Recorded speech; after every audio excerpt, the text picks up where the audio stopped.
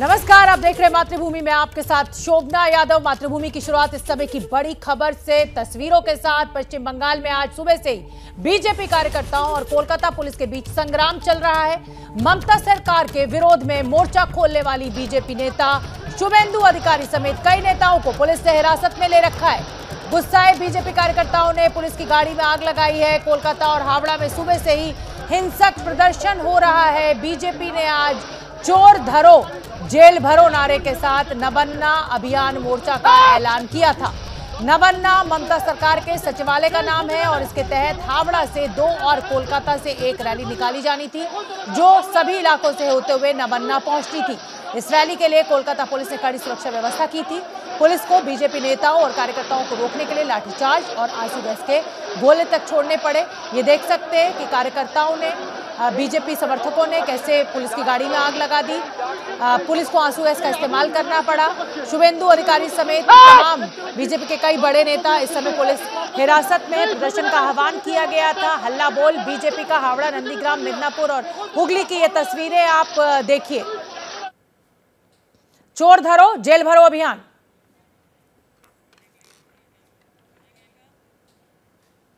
और हम आपको बता दें कि इसी मुद्दे पर बात करने के लिए हमारे साथ बीजेपी और तृणमूल के नेता जुड़ेंगे। कोलकाता के लाल बाजार में पुलिस हेडक्वार्टर से एबीपी न्यूज संवाददाता प्रकाश सिन्हा मौजूद होंगे, जहां पर शुभेंदु अधिकारी को रखा गया है।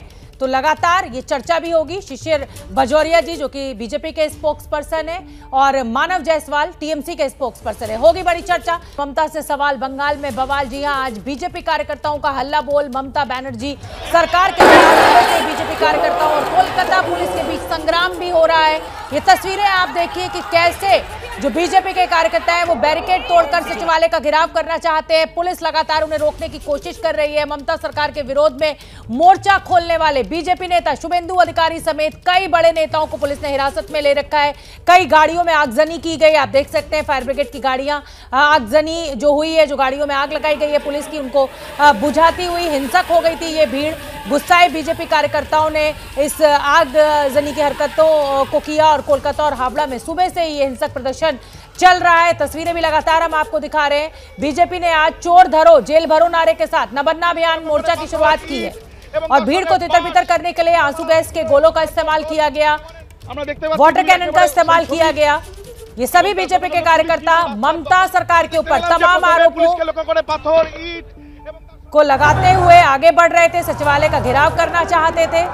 रोकने की जब पुलिस ने कोशिश की तो ये भीड़ हिंसक हो गई, आगजनी की गई, पथराव किया गया पुलिस के ऊपर, जिसके बाद आंसू गैस के गोले और वाटर कैनन का इस्तेमाल किया गया।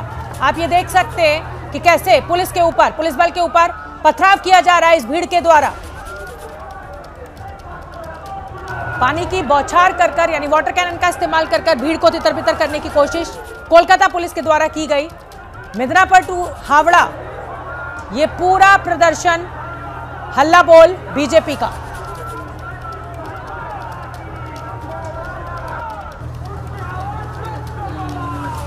और बीजेपी नेता शुभेंदु अधिकारी ने सुबह रैली से पहले ममता बनर्जी सरकार पर हल्ला बोला था। शुभेंदु अधिकारी का क्या कुछ कहना है वो सुनिए। ये इतना भुगला गया है ना, डर का महल। ममता जी खुद भागी और उनकी एटीट्यूड पूरा किम नॉर्थ कोरिया बना दिया। जिस तरीके से कल शाम से आज तक जिस तरीके से बीजेपी वर्कर का, सपोर्टर का, अनएम्प्लॉयड एडुकेटेड यूथ को रोका जा रहा है पूरा प्रदेश भर में, आप देखिए क्या तांडव मचा रखा है। ये तो पीसफुल एजिटेशन है। कोई जोर जबरदस्ती नवान्नों को जाकर पावर ले सकता है? हमारी कॉन्स्टिट्यूशन में ये है तो आज बीजेपी का हल्ला बोल पश्चिम बंगाल में ममता सरकार के ऊपर तमाम आरोप लगाते हुए प्रदर्शन निकाला गया और शुभेंदु अधिकारी इस पूरे हल्ला बोल ये जो पूरा प्रदर्शन था इसकी अगुवाई कर रहे थे। उनको हिरासत में लिया गया। ये उस समय की तस्वीरें जब पुलिस उन्हें हिरासत में ले रही थी तो ममता के विरोध में सचिवालय का घेराव करने के लिए ये पूरा जत्था आगे बढ़ रहा था और उसके बाद पुलिस ने शुभेंदु अधिकारी को हिरासत में लिया। और कोलकाता के लाल बाजार में पुलिस हेडक्वार्टर से एबीपी न्यूज संवाददाता प्रकाश सिन्हा मौजूद है जहां पर शुभेंदु अधिकारी को रखा गया है। तो मैं प्रकाश आपका रुख करना चाहूंगी और जानना चाहूंगी कि इस समय की स्थिति वहां पर क्या है, किस तरीके की तस्वीरें मिल रही हैं हमारे दर्शकों को, वो भी दिखाइए। और शुभेंदु अधिकारी को कितनी और देर तक पुलिस की हिरासत में रखा जाएगा और कौन कौन नेता यहाँ पर मौजूद है उनके साथ? देखिए, मैं आपको बता दूं 7 घंटे हो गए। 7 घंटों से कोलकाता के अलग अलग इलाकों में, बंगाल के हावड़ा, हुगली, मिदनापुर से शुरू करके हर इलाकों से झड़पों की खबर आ रही है। इस वक्त मैं खड़ा हूं लाल बाजार के सामने और सेंट्रल लॉकअप आप सामने देख सकते हैं। लाल बाजार का सेंट्रल लॉकअप, यहीं पे शुभेंदु अधिकारी और सांसद लॉकेट चैटर्जी को रखा गया है। और कितनी देर तक रखा जाएगा इस बारे में पुलिस के अधिकारी कुछ नहीं कह रहे हैं। उनका कहना है कि जब तक शांति नहीं होगी, यानी कि अलग अलग जगहों पे जो झड़पें हो रही हैं वो खत्म नहीं होगी, तब तक शुभेंदु अधिकारी को नहीं छोड़ेंगे। क्योंकि उन्हें भय है कि शुभेंदु अधिकारी यहाँ से निकल के फिर वहीं पहुँच जाएंगे जहाँ ये हंगामा हो रहा है। और मैं आपको बता दूँ, बंग भूमि को अगर रणभूमि या युद्ध भूमि कहें तो गलत नहीं होगा, क्योंकि सुबह से हमने जो देखा वो पिछले कई सालों में हमने नहीं देखा है। क्या कुछ नहीं हुआ, सब कुछ हुआ। पुलिस की गाड़ियां फूकी गई, वाटर कैनन छोड़ा गया, आंसू गैस के गोले छोड़े गए, कई पुलिस वाले घायल हुए, पत्थरबाजी की गई, मारपीट हुई, बैरिकेड तोड़ के बीजेपी के जो कार्यकर्ता थे वो सचिवालय की तरफ बढ़ने की कोशिश करने लगे। और तभी पुलिस के साथ उनकी लगभग एक तरह का युद्ध देखा हमने। और एक जगह नहीं, बार बार कई जगहों पे देखा। सातलागाछी में पिछले 3 घंटों से युद्ध छिड़ा हुआ है। ये युद्ध जो है सिर्फ सातलागाछी नहीं, बंगाल के अलग अलग जगहों से एक ही तरह की तस्वीरें सामने आ रही है। एमजी रोड, लाल बाजार, जिस जगह पे मैं खड़ा हूँ, कोलकाता पुलिस का मुख्यालय है, यहाँ से मात्र 1 किलोमीटर की दूरी पे पुलिस की गाड़ी जो है वो फूंक दी गई, जला दी गई। तो कुल मिलाकर कोलकाता के अलग अलग हिस्सों से इस वक्त भी हंगामे की खबर आ रही है और बिल्कुल तनाव है, बवाल मचा हुआ है। और मैं जो कह रहा था, बिल्कुल युद्ध भूमि की तरह इस वक्त हम कोलकाता को देख पा रहे हैं। बिल्कुल ठीक कह रहे हैं प्रकाश आप। जो तस्वीरें इस समय हम अपने दर्शकों को दिखा रहे हैं उन्हें देखकर भी ऐसा ही लग रहा है कि जो बंगाल है वो इस समय रणभूमि, युद्ध भूमि बना हुआ है। शिशिर बजौरिया स्पोक्स पर्सन है बीजेपी का, उनका मैं रुख करना चाहूंगी। शिशिर जी, संविधान देता है प्रदर्शन की इजाजत, लेकिन वो प्रदर्शन शांतिपूर्ण होना चाहिए। इस तरीके की आगजनी जो की जा रही है, क्या लग रहा है कि ये प्रदर्शन उग्र हो गया, ये भीड़ आपके कंट्रोल से बाहर चली गई? तो सही कहा कि संविधान प्रदर्शन का इजाजत देता है, हम प्रतिवाद कर सकते हैं, इसीलिए तो हम लोकतंत्र कहलाते हैं। और हम अपने तृणमूल के भाई को ये याद दिला दें, अब इन लोग भूल गए हैं इनके दल का जंग जो हुआ था, इनके जो नींव है वो भी एक प्रतिवाद, इसी ढंग का प्रतिवाद, ऐसा ही प्रतिवाद, उसका नाम था राइटर्स। चलो, क्योंकि उस दिनों सचिवालय का नाम था राइटर्स। 1993 में 21 जुलाई को राइटर्स गए थे और वो सीपीएम बना किया था। ममता बनर्जी बोली थी, उस टाइम कांग्रेस के नेत्री थी, वो बोली थी कि जो भी होगा हम करेंगे। 14 लोग शहीद हुए, 14 लोग। और वो क्या मुद्दा क्या था कि वोटर आईडी कार्ड। अभी क्या मुद्दा है? जो करोड़ों रुपया का पहाड़, हम क्या बोले कि हम इस पर प्रतिवाद करेंगे। अब हमको एक बात बताइए, यदि आज हमें ये कल रात को हमारा प्रतिवाद जो जुलूस है उसको ये लोकतांत्रिक या जिसको इलीगल नहीं घोषित करते, हम यदि नवन्ना पहुंचते तो हम एक पत्र देते, वो पत्र ग्रहण करते। ममता बनर्जी तो भाग चुकी थी नवन्ना छोड़ के, 4 दिन हो गया, वो तो है ही नहीं। यहाँ मुख्य सचिव को छोड़ के गए हैं, अरे वो ले लेते, क्या हो जाता? आप तो नैतिक जीत तो हमारी कल रात को ही हो गई, जबकि उत्तर बंगाल के चारों तरफ स्टेशन में हमारे कार्यकर्ता को पश्चिम बंगाल का पुलिस रेलवे प्लेटफॉर्म में घुस के पकड़ रहा है। यहाँ वो जा नहीं सकता है। ठीक है, जवाब ले लेती हूँ। मानव जायसवाल टीएमसी के नेता हमारे साथ जुड़े हुए हैं। मानव जी, अगर इजाजत दे देते तो शायद ये शांतिपूर्ण तरीके से ये बीजेपी के कार्यकर्ता, बीजेपी के नेता पहुंचते सचिवालय, अपना पत्र देते और वापस लौट जाते, ये अपनी बात दर्ज कर देते, जनता तक संदेश पहुंच जाता और इस तरीके की बवाल की स्थिति भी नहीं खड़ी होती, आपकी पुलिस को इस तरीके से घमासान भी नहीं लड़ना पड़ता। ये क्या माना जाए कि ये प्रशासन या मिसहैंडलिंग हुई है इस पूरे जुलूस की या इस पूरे प्रदर्शन को लेकर? मैडम, पहले तो सभी को मेरा नमस्कार है। नमस्ते सर। देख पा रहे हैं? जी, मैं आपको देख पा रही हूँ, सुन भी पा रही हूँ, बोलिए। I cannot see you. बहरहाल जो भी है, मैं जो आपको बोलना चाहता हूँ, देखिए, ये हमारे जो शिशिर बाजोरिया साहब है, ये बीजेपी के नेता हैं। बहुत अच्छी चीज उन्होंने बोली। 21 जुलाई 1993 को इनको याद आ गया वो किसकी लड़ाई थी और किन लोगों ने अपने प्राण गंवाए थे और कौन शहीद हुए थे और कितनी लाठियां हमारी नेत्री ने खाई थी। आज बीजेपी जो है, जो भारतीय झुट्टा पार्टी जो है, ये पूरे देश में बोलती है कि भाई करप्शन है, करप्शन है। करप्शन तो इनके पास है। मध्य प्रदेश की सरकार को इतना बड़ा करप्ट घोषित कर दिया गया कि भैया जो बच्चों के खाने पे कमीशन ले लेते हैं। सर, क्षमता रखिए सुनने की, क्षमता रखिए सुनने की, अरे क्षमता रखिए सुनने की। अब देखिए, अब बौखला गए, इस लोगों को बौखला जा रहा है। शिशिर जी, एक एक कर जब आपको मौका मिला आपने अपनी पूरी बात रखी। आप मानव जी को अपनी बात पूरी कर लेने दीजिए, उसके बाद में फिर आपके पास आ जाऊंगी। एक एक करके बोलेंगे तो दर्शक समझ पाएंगे, सुन पाएंगे। जी मानव जी, बात पूरी कीजिए। मैडम, सिलसिलेवार तरीके से मैं आपको बताना चाहता हूँ। जो हमारा सचिवालय है वहां पे 144 होता है। सेक्शन 144 से सीसी जी को इसका ज्ञान नहीं होगा कि वहां भीड़ नहीं हो सकती, वहां पे वगैरह वगैरह बहुत सारी चीजें हैं। और जहां पे ये जो भारतीय जनता पार्टी है ना, इस तरीके से इन्होंने हमारे प्रांत के बच्चों को बरगला दिया है। देखिए, एक तरफ शुभेंदु अधिकारी रहते हैं, दूसरी तरफ इनके सुकांतो जी रहते हैं, तीसरी तरफ अनुपम हाजरा जी रहते हैं, दिलीप घोष जी कहीं दिखते नहीं है। ये जो चार तरफ का इनका जो आपस में ही इतना मतभेद है, ये जागरूक हो जाता है। ये बहुत जरूरी भी है। पीसफुल ये बोलते हैं लेकिन पत्थरबाजी ये करते हैं। ये पूरे देश में पत्थरबाजों की कश्मीरियत जो होती है, जिस तरीके से चलाते थे लोग, ऐसे पत्थरबाज, मुझे तो आज यकीन हो गया है, पूरा देश बोल रहा है। अरे तो इजाजत दे देते, पत्थरबाज दिखा रहे थे। अरे मैडम जी, मैं यही कह रही हूँ आपसे कि अगर आप इजाजत दे देते और ये कानून तोड़ते तो आप हिरासत में लेते, आप आंसू गैस बरसाते। आपने तो कल ही इजाजत नहीं दी और उसके बाद ये भीड़ उग्र हो गई। बिल्कुल कि भैया, आप बोलना चाहती है जो पुलिस वहां काम कर रही है वो मर जाए, लहूलुहान हो जाए, लेकिन इनके पत्ते खाते, इनके डंडे खाते रहे, ये बैरिकेड तोड़ते रहे, गाली गलौज करते रहे। माने ये है बीजेपी का नया छवि, मतलब बीजेपी की नई पिक्चर। ये है बीजेपी का शिष्टाचार। आप बोलना चाहती हैं पत्थरबाजी लीगल है, पत्थरबाजी करना जरूरी था, बोतल फेंकना जरूरी था। माने आज अगर पुलिस अपना कार्य का निर्वाह कर रही है तो एक तकलीफ है इनको। आपको पता है कि शांतिपूर्वक आप करिए ना एजिटेशन, जाइए विक्टोरिया मेमोरियल में, पूरा भीड़ लेके पहुंचिए। क्यों नहीं पहुंच पा रहे हैं? क्योंकि भीड़ नहीं है। ये पैसे देके 1200 रुपए 1800 रुपए देके जो ये भीड़ इकट्ठा कर रहे हैं, क्योंकि सबसे ज्यादा करप्शन तो भाजपा में है।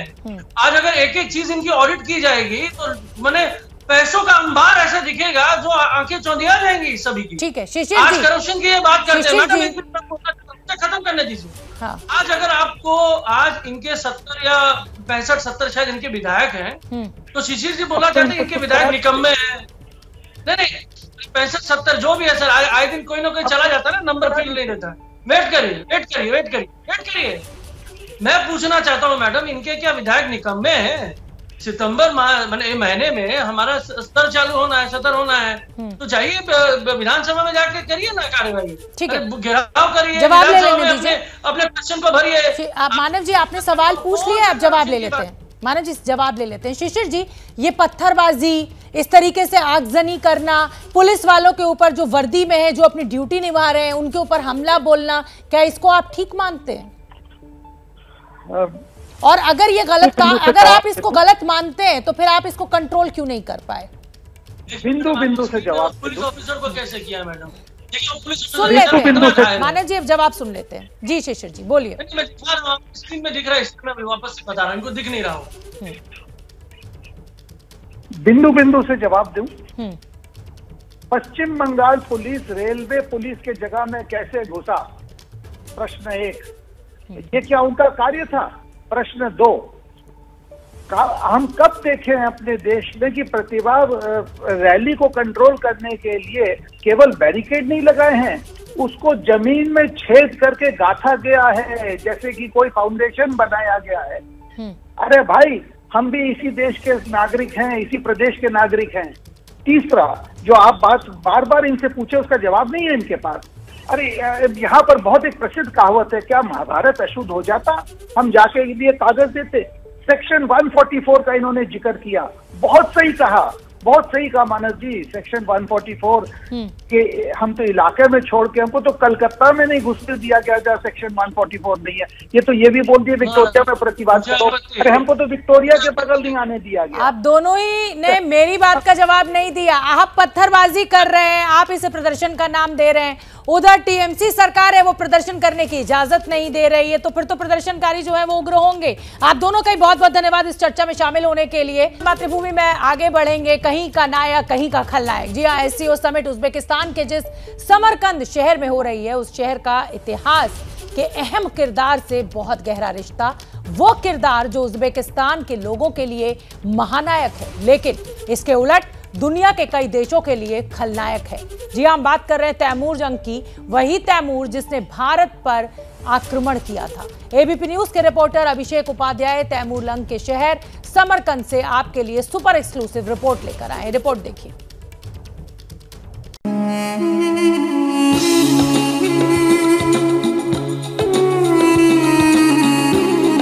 ये समरकंद है, मध्य एशिया के मुल्क उज्बेकिस्तान का ऐतिहासिक शहर। इस शहर की सड़कों पर घूमते हुए एक शख्सियत की मूर्तियां बरबस आपका ध्यान खींच लेती हैं। कहीं घोड़े पर सवार, कहीं तख्त नशीं, कहीं आदमकद मूर्ति। समरकंद ही नहीं, पूरे उज्बेकिस्तान में ये शख्स किसी महानायक का रुतबा रखता है। नाम है तैमूर लंग। बिल्कुल सही समझे आप, वही तैमूर लंग जिसका जिक्र हिंदुस्तान के इतिहास में एक आक्रमणकारी, हत्यारे और लुटेरे के तौर पर दर्ज है, जो पल भर में इंसानों को मारकर लाशों की मीनार खड़ी करवा देता था, जिसकी क्रूरता की कहानियों से दुनिया के न जाने कितने मुल्कों की किताबें भरी पड़ी हैं, जिसका खौफ उसकी मौत के 600 साल बाद भी जिंदा है। उसी तैमूर लंग के शहर में मौजूद है एबीपी न्यूज संवाददाता अभिषेक उपाध्याय। मैं इस समय इतिहास की एक ऐसी कब्र में हूं जहां जब कभी भी अतीत की हवाएं चलती हैं तो वक्त का पहिया कांप उठता है। और ये जो इतिहास की कब्र है, ये उज्बेकिस्तान के इस ऐतिहासिक शहर समरकंद के शासक अमीर तैमूर की धरोहर यहाँ है। तैमूर की कहानियां भी आपको सुनाएंगे, लेकिन पहले जान लीजिए कि आज भी जिस जगह लोगों का तांता लगता है वो है समरकंद का बाग-गुर-ए-आमिर, जहां मौजूद है तैमूर लंग का मकबरा। उज्बेकिस्तान के समरकंद का ये वो मकबरा है जहां पर तैमूर सोया हुआ है। तैमूर यानी कि इतिहास का वो सुल्तान जिसकी कब्र के भीतर आज भी दुनिया भर के अलग अलग हिस्सों से कराहती हुई चीखें जिंदा है। यहाँ पर आप जैसे कदम रख कर के आगे बढ़ते हैं, वैसे वैसे समरकंद से लेकर के अफगानिस्तान और उसके बाद दिल्ली तक जो कत्लेआम का कत्ले गारत का एक सिलसिला चला हुआ था, उसकी आहें यहाँ पर गूंजती हैं। बाग-गुर-ए-आमिर का मतलब होता है राजा का मकबरा। लेकिन क्या आप जानते हैं कि जिस तैमूर का खौफ जीते जी दुनिया के कई मुल्कों में था, मौत के बाद भी उसका डर बरकरार है। समरकंद के लोग और कुछ इतिहासकारों के मुताबिक कुछ ऐसा हुआ है कि अब कोई भी शासक या सरकार तैमूर की कब्र को खोलने की हिम्मत नहीं जुटा पाती। कहानी हैरान करने वाली है।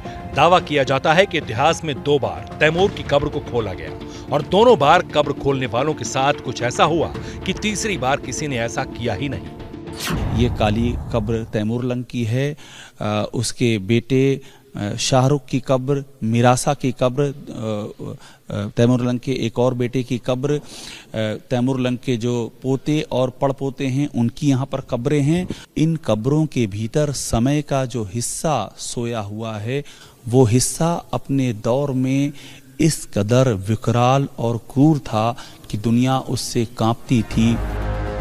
तैमूर लंग की कब्र से खौफ खाने की दो कहानियों के इतिहास में बहुत चर्चा है। पहली कहानी रूस के शासक जोसेफ स्टालिन से जुड़ी है। 1941 में जोसेफ स्टालिन ने तैमूर की कब्र को खोलने का आदेश दिया। सोवियत मानव विज्ञानी मिखाइल गेरिस्मोव ने 1941 में कब्र को खोला था। उन्होंने बताया कि तैमूर की लंबाई करीब 6 फीट थी और वो दाएं पैर और दाएं हाथ से अपंग था। तैमूर की कब्र पर एक चेतावनी का भी जिक्र उन्होंने किया था, जिसमें लिखा था, जब मैं अपनी मौत के बाद दोबारा उठूंगा तो पूरी दुनिया कांप उठेगी। जो भी मेरी कब्र खोलेगा वो शत्रु से बुरी तरह हारेगा। इस चेतावनी का जिक्र हमारे रिपोर्टर से तैमूर के मकबरे के बारे में बताने वाले गाइड ने भी किया। It's written underground in the crypt. It was written, if someone disturb my grave, the great war can come exactly. But it's just, who knows, maybe also like a legend for us. Timur Uzbekistan में किस तरह का नायक है, ये आपको इस guide के नाम से पता चल जाएगा।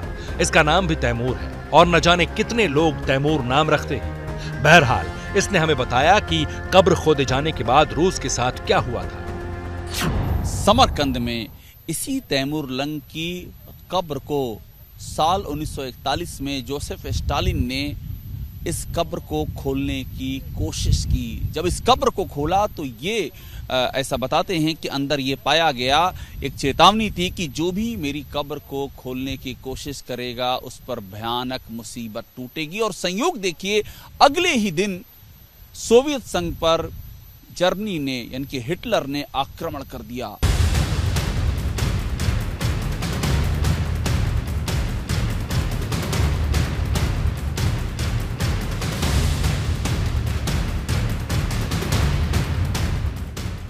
आज भी इस मकबरे में तैमूर से जुड़े दस्तावेज, किताबें और निशानियां सुरक्षित रखी हुई हैं।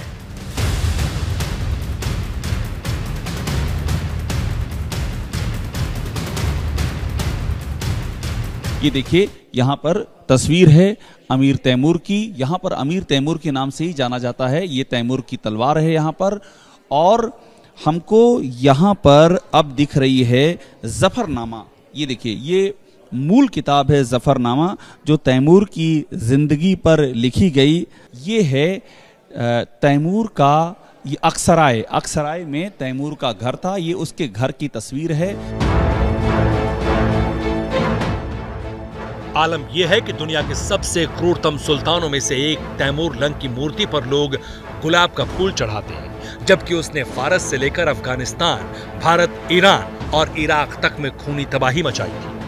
वो तैमूर लंग जिसने दुनिया के एक बड़े हिस्से की राह में कांटे बोए, जिसने मानवता के शरीर को कांटों की मार से इस बुरी तरह जख्मी और जर्जर कर दिया कि आज भी जब कभी उस दौर की यादें होती हैं तो मानवता की सांसें थम जाती हैं।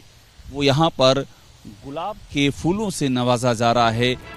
जिस तैमूर लंग को लेकर पूरे उज़्बेकिस्तान में दीवानगी है, उसकी आदम कद मूर्तियां शहर के चौक चौराहों पर आम हैं। हमारे रिपोर्टर अभिषेक उपाध्याय ने खुद देखा कि कैसे लोग तैमूर की मूर्तियों के पास तस्वीरें खिंचवाते हैं। यहाँ हमको इस तैमूर लंग के मकबरे में ऐसे ही लोग दिखाई पड़ रहे हैं जो अलग अलग जगहों से आए हुए हैं और जो पूरी जानकारी ले रहे हैं इस मकबरे के बारे में, तैमूर लंग की इस कब्र के बारे में, और उनकी उत्सुकता बता रही है कि वे बहुत कुछ जानते हैं। देखिए, तस्वीरें लेते हुए हमको दिखाई पड़ रहे हैं। मनोज, यहाँ से दिखाइएगा। ये महिला बाकायदा तस्वीर ले रही है अपने मोबाइल में। बेशक तैमूर लंग उज़्बेकों के दिल में धड़कता है, उनका नायक है, लेकिन भारत से जुड़ा तैमूर का इतिहास रक्त रंजित है। बात 1398 ईस्वी की है, जब तैमूर ने भारत पर आक्रमण किया था। समरकंद के इस ये जो प्रतीक चिन्ह है तैमूर लंग का, इसको देखते हुए बार बार दिल्ली की वो तस्वीर याद आती है जब तैमूर लंग के इशारे पर दिल्ली में लोगों को गाजर मूली की तरह काट दिया गया था। अक्टूबर 1398 में तैमूर सिंधु, रावी और झेलम को पार कर भारत में दाखिल हुआ। जो भी उसके रास्ते में आया उसे बेरहमी से मरवा दिया। गांव के गांव तैमूर के कत्लेआम में साफ हो गए। महज 15 दिन दिल्ली में रुकने और लूटपाट करने के बाद दिल्ली को लहूलुहान कर दिया। कत्ल होने वालों में ज्यादातर हिंदू शामिल थे। लोगों को कैदी बनाया, हजारों लोगों को, लाखों लोगों को गांव के गांव जला दिए, लोगों को कत्ले गारत कर दिया। सवाल ये है कि इतनी क्रूरता आखिर कहां से आती है और क्या दुनिया में बड़ी बड़ी लड़ाइयां जीतने के लिए क्रूरता का अध्याय रचना भी बहुत जरूरी है क्या? दिल्ली से समरकंद जाते हुए तैमूर लंग अपने साथ न सिर्फ लूट के हीरे जवाहरात और अनाज ले गया, बल्कि इंसानों को भी गुलाम बनाकर साथ ले गया। रास्ते में मेरठ के किलेदार इलियास को हराकर तैमूर लंग ने वहां भी तकरीबन 30,000 हिंदुओं को मारा।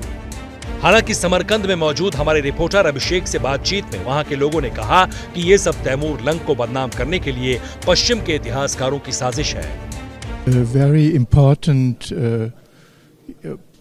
ruler of your country, and he has made a big empire for in his time. Uzbekistan के लोगों का तैमूर लंग के लिए संजीदा होना अलग बात है, लेकिन इतिहास तो यही कहता है कि तैमूर एक क्रूर शासक था जिसने न जाने कितने लोगों का कत्ल बेवजह किया, लेकिन आज भी इस शहर में वो हीरो है।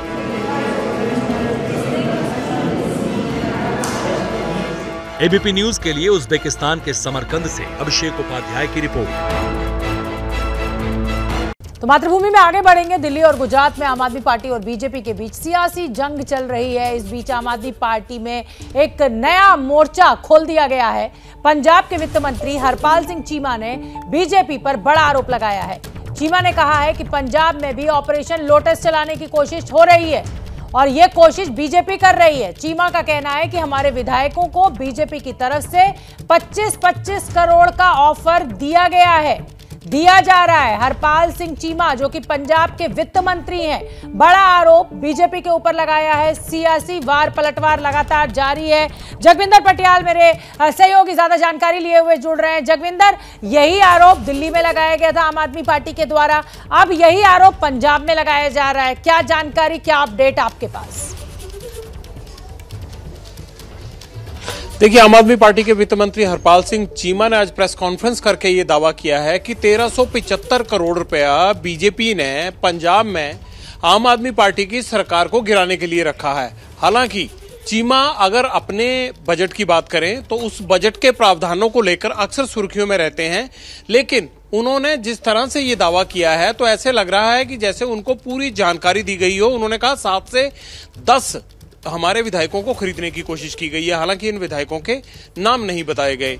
बावजूद उसके जब ये सवाल हुआ कि आखिरकार किसने कोशिश की, ये भी नहीं बताया गया, लेकिन उन्होंने कहा कि 7 से 10 विधायकों को 25-25 करोड़ के ऑफर दिए गए हैं और ये बताया गया है कि 1375 करोड़ रुपए का बजट है सरकार को गिराने के लिए। लेकिन बीजेपी का ये दावा है कि जब भी आम आदमी पार्टी की सरकार के किसी भी नेता पर या मंत्री पर भ्रष्टाचार के आरोप लगते हैं तो वो ऑपरेशन लोटस का बहाना बनाकर उसको टालने की कोशिश करते हैं। और पंजाब में भी अभी यही हो रहा है कि उनके एक कैबिनेट मंत्री पर भ्रष्टाचार का ऑडियो वायरल हो रहा है, इसलिए उसको दबाने के लिए बीजेपी के ऊपर ऑपरेशन लोटस चलाकर 1375 करोड़ रुपए में सरकार गिराने का दावा कर रहे हैं आम आदमी पार्टी के वित्त मंत्री। सो इस तरह से आरोप प्रत्यारोप का सिलसिला चल रहा है, लेकिन ऑपरेशन लोटस अब ये मान लीजिए शोभना की पंजाब भी पहुंच गया है। बहुत बहुत धन्यवाद जगविंदर पटियाल इस पूरी जानकारी के लिए। तो इस समय की बड़ी खबर एक बार आपको फिर बता दें, दिल्ली और गुजरात में आम आदमी पार्टी और बीजेपी के बीच सियासी जंग चल रही है। अरविंद केजरीवाल इस समय गुजरात में मौजूद हैं। जो ऑटो विवाद हुआ वो भी हमने आपको बताया। इस बीच आम आदमी पार्टी ने एक नया मोर्चा अब खोल दिया है पंजाब में और वित्त मंत्री हरपाल सिंह चीमा बीजेपी पर आरोप लगा रहे हैं कि उनकी पार्टी को तोड़ने की कोशिश हो रही है। तो फिलहाल मातृभूमि में मेरे साथ इतना ही। शाम 7 बजे भारत की बात में एक बार फिर होगी आपसे मुलाकात। तब तक के लिए नमस्कार। जैसे ही घड़ी का काटा दोपहर 2:30 पे आए, बबीता जी का दिल सास बहू साजिश के लिए मचल जाए। और ये है इनकी बहू, पूरे दिन ऑफिस की टेंशन हो जाए गॉन जब ये करें अपना फेवरेट शो फ्री टाइम पे ऑन। इनकी तरह आप भी देखिए अपना फेवरेट शो अपने टाइम पर और डाउनलोड कीजिए एबीपी लाइव ऐप अपने स्मार्ट टीवी पर।